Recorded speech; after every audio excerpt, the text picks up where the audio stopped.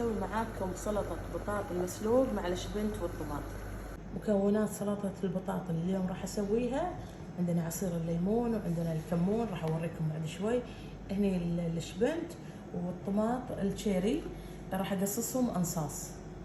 صلصة سلطتنا لليوم اللي هو زيت الزيتون، تشوفون، وحطيت قفشة صغيرة كمون، حطيت الملح، حطيت الليمون.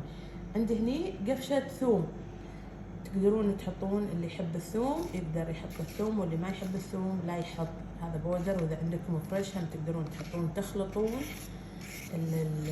الصلصة مع بعض. وتالي